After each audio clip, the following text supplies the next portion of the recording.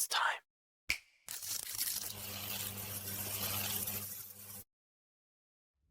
Welcome in, welcome in, welcome in. I am your host, Pistols, and welcome to the War Room. We are another episode in to the Front Office Podcast. We continue with our philosophy series as we continue along here. Today's episode, as you can see, why the role is more important than the name.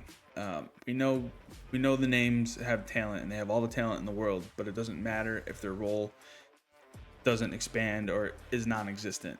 A lot of the times fantasy managers will just draft based on a name. And sometimes it works, obviously, when you have your guys that a lot of the times they don't realize when they draft the name, they're also drafting the role and the opportunity. Like a guy like Bijan Robinson or Jahmyr Gibbs or Jamar Chase, guys like that. Of course, they have a big name. Yes, they're very, very good players in the league, but the opportunity and the role that they play on their respective teams is much greater than a lot of other players. But those other players that you don't have a real big name for are the ones that are going to help you win your fantasy football league. If you can understand the roles, you can stop chasing the hype, stop creating that chaos for yourself when a draft doesn't go your way. No draft is ever going to go perfectly. There is no perfect draft unless you draft with a bunch of 2-year-olds who have no idea what they're doing. Then that might be the perfect draft, but that doesn't exist. But here we are. So the opportunity is what wins you the league. The volume, the role. And of course, what we mean by that is where are the touches going? Where is the ball being thrown? Where is the ball being handed off 30 times a game? Those are the things that you need to ask yourself when you get into your draft day is, what am I drafting? Am I drafting just this guy's name, or are we not drafting for the opportunity and the chance to put up big fantasy points? The best example I can give you right now is we saw it last year with Justin Jefferson. He really didn't take into account his quarterback situation. He's a very, very talented wide receiver. He's elite in the league, but he's one of those guys that really suffered because the quarterback play was average at best. And because of that, his fantasy numbers really took a massive hit. He still finished, pretty up in the top half of the league in fantasy points, but the opportunity just wasn't created for him this season, or last season, I should say. With his role, his role stayed the same. He was their number one wide receiver. He's always going to be their number one wide receiver as long as he's in Minnesota. But because of bad quarterback play, that situation really kind of got away from fantasy managers a little bit, and being drafted in the first round, he probably put up maybe third or fourth round numbers. And from a guy like that, that is very disappointing as a fantasy manager to be able to kind of not have the massive points that we're used to him seeing, putting up year in and year out. But why the names fool you? Names carry bias, right? Recency bias, highlight bias, brand bias. It's all these things. You see a highlight play, you see a big play down the field, and it's just, you see these players with these big players or these big brands. And Justin Jefferson is he's a very colorful character. He made the gritty famous after his touchdowns, does his little dance, but you always remember the big play. And then unfortunately sometimes that's all they have is that big play, and you're just not, there's no consistency there. Guys on high-powered offenses are the ones that you need to be targeting, regardless of the team. I say it a lot with Chris Olave. The Saints kind of figured it out, and they have their quarterback situation figured out.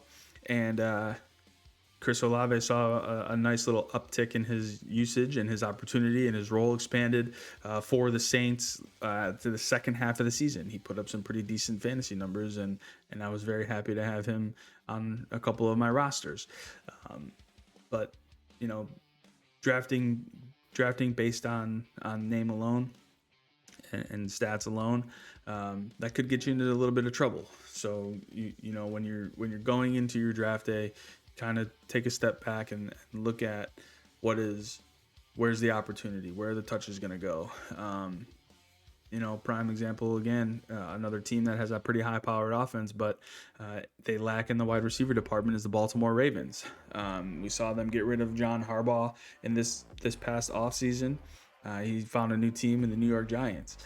But they're a very run-heavy team. They have a quarterback that likes to scramble and likes to run outside of the pocket, and a running back who is just an absolute beast in Derrick Henry. There's no reason why he shouldn't be getting 25 touches a game. I know he's getting up there in the age department, but he's one guy that doesn't seem to be slowing down anytime soon. He's just one of those guys that his role is very clear, and his role on that team and his opportunity is going to be there. So the fantasy points are going to come with that.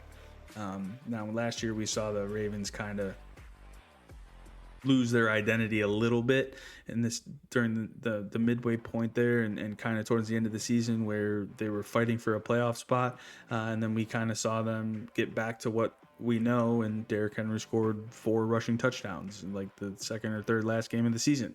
So that's what we look for. We look for that role. We look for that opportunity. Where's the ball going to go? And now I know we all say the ball's got to go somewhere. And yes, you're absolutely correct. The ball has to go somewhere. But taking a look at how the roster breaks down and how the offenses take shape and what their offensive scheme is going to be, that is really going to define what role certain players have. A team like the Eagles, they just saw them win the Super Bowl 2 years ago. And it's one of those things where they're a very run-heavy team. We saw Saquon Barkley run for over 2,000 yards that year, and Jalen Hurts is a running quarterback. He will take those goal line carries across the end zone. Most people hate that play. I'm one of them. There's a lot of other people out there that hate the tush push, but you have to account for what it is. And you know, the Eagles are another team that kind of lost an identity about halfway through the season, to where, you know, they were trying to force the ball into their receivers, and it just ended up not working out for them. Saquon Barkley had a really down year. After going for 2,000 yards, he barely broke 1,000. I think he was at like 1,100 or so. His touchdowns were way down. Everything kind of collapsed, kind of right in front of our eyes, really. But that could be why. You know, and that's another example of why the name can fool you. You have to take a look at everything around the name, the offensive scheme, you know, and where those opportunities are. What a role actually is. Okay, what I mean by role, and I'm going to say that a lot during this episode, the role, the opportunity, the volume. The role is just how a player is used. Snap share, target share, red zone usage, those all go into the role. We see a guy like Mike Evans, who's had a very high red zone percentage. His targets in the red zone were pretty high. Guys, you know, usually that you would see, you know, this would be a Travis Kelce type of situation. You know, how often is he being used? We saw the Chiefs offense kind of stutter a little bit this season. Patrick Mahomes gets hurt late, and they don't make the playoffs for the first time in, you know, 10 years or whatever it was, 8 years or so, you know, among all their Super Bowl wins that they had. But the role is really what it comes down to. And there we go. That's a lot better. Sorry about that. But that role, that's where the fantasy points come from, is that one guy or a couple guys that know that they're going to, you know, see double-digit targets, or a running back out of the backfield is going to see, you know, 20, 25 to 30 touches a game, whether they're rushing every time or they're catching out of the backfield, whatever works. But the understanding where your wide receiver 1 and your wide receiver 2 are. If you look at it as an NFL standpoint, your wide receiver 1 is your go-to guy. He's your starter. He's your superstar. A team like the Eagles, AJ Brown is their wide receiver 1. Devonta Smith is their wide receiver 2. In fantasy, it works very similarly to that. Your wide receiver 1 is the guy that is always going to start for you. Your wide receiver 2 is a guy that probably doesn't get as many targets as your wide receiver 1. We're looking at a team like the Lions, and they use Amon-Ra St. Brown. That's their number 1. Jameson Williams is their number 2. These number 1 guys are going to get 120, 130 catches a season. Your 2s are going to get somewhere in 70 to 80, maybe 85 at the most. So understanding where that is and where that drop off is for wide receiver, even running backs too. Your running back 1 is your guy that's going to get you your high volume. Your running back 2 is a guy that maybe has kind of a hybrid role in an offense. Guys like Jahmyr Gibbs, Bijan Robinson, Jonathan Taylor, Saquon Barkley, Derrick Henry, all those guys are running back 1s. Then you come in and you draft a running back 2 to supplement that. Guys like your Chase Browns, even though he's a running back 1 on the Bengals, the role for the Bengals offense is sling it. Joe Burrow is a gunslinger. He has Jamar Chase and T. Higgins out on the field almost every play. So a guy like Chase Brown is a running back 2. A guy like David Montgomery is a running back 2. At least last season he was, when he was kind of behind Jahmyr Gibbs. Now he's in Houston, so his role may expand. That might be a guy that you target to be a high volume guy.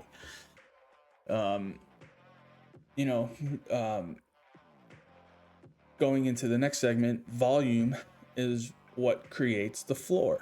Now, what I mean by floor and ceiling, your ceiling is your high point, right? You think about it in your house. I go up this wall, my ceiling is up top, floor is down below me, right? So when you say floor and ceiling, your floor is a minimum amount of points that a guy is going to get. A ceiling is a maximum amount of points that a guy is going to get. Your ceiling is very high in your wide receiver 1s and your high volume target guys. Your floor is also very, it's a higher floor than normal. A lower floor would be a guy, maybe like a tight end has a lower floor because they don't get as many targets per game. But for the most part, volume is what gives you the stability, the touches, the targets, the opportunities. That's what keeps your team consistent from week to week is finding those guys. And they're all over the league. You just have to do a little bit of research, and this is why we tune into the channel and we listen to these videos that I post out every week. The philosophy behind draft day. You just have to put in the work, because what we do around here is you have to prepare now in order to win later. The consistency, being consistent or being boom or bust is really the big difference when we're talking about, volume creating a floor and a ceiling for players. Guys like, I'll mention them all throughout this episode: Jamar Chase, Amon-Ra St. Brown, your heavy Nico Collins, your heavy Puka Nacua. Your heavy volume guys have a higher floor than the average player, and those are your consistent players. Those guys are going to get you the points that they should be getting week in and week out. Your Bijan Robinsons, your Jahmyr Gibbs, your heavy volume running backs. Your boomer bust players are the guys that maybe one week have 30 touches, but then the next week have 10 touches. It just all depends on the offensive scheme and what the offense is running, and I understand it's the NFL, and that changes from week to week depending on your opponent and what you see on film. But we have to base our picks on everything that's going on around those players. So the volume creates the floor. More volume, the higher the floor. The ceiling comes from the role and the environment. As I kind of lumped everything into one, ceiling isn't just about the talent. It's where they stand in their offense. Is this the guy that, Jared Goff's going to throw to every single day? Is this the guy that Sam Darnold's going to throw to every single week? A guy like JSN had a very, very heavy target. They lost a running back that played a very big role in his ability to get JSN the ball. So that's going to change Jackson Smith and Jigba's opportunity in the offense. As I mentioned, having a high scoring offense that elevates a role for certain players.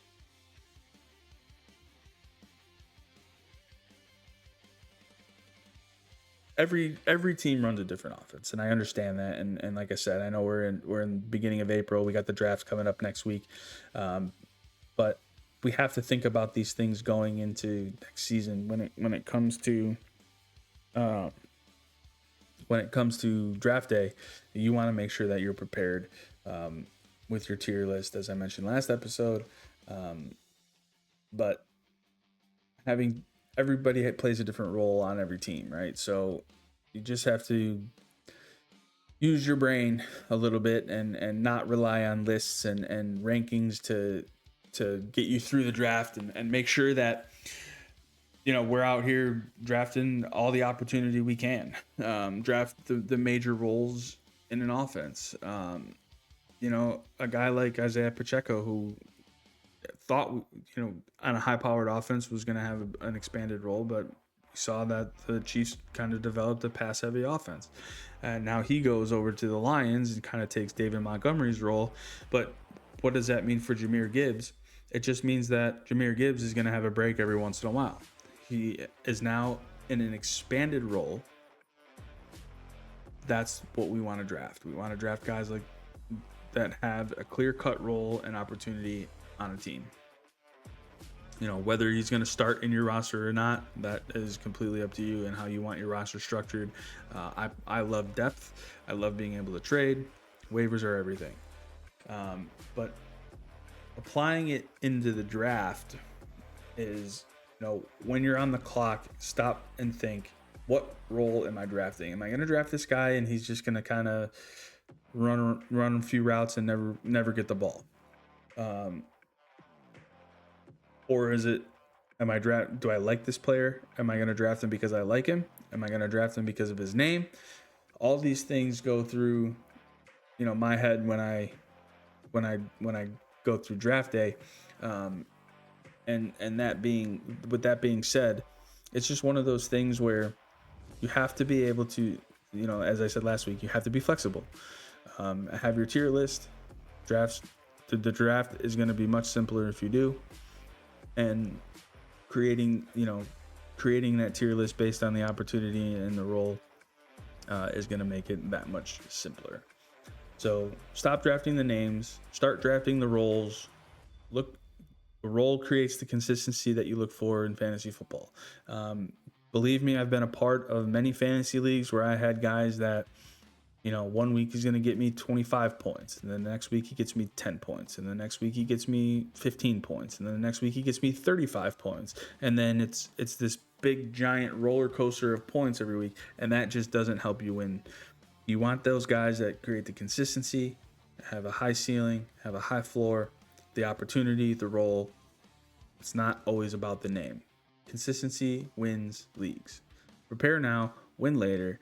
Thank you for joining me for this episode of the Front Office Podcast. We are in the war room every single week, Sundays and Tuesdays. Today is Wednesday. I get it. Had to switch around the schedule. But I thank you guys for being here. Thank you for watching. Catch you guys on the next one.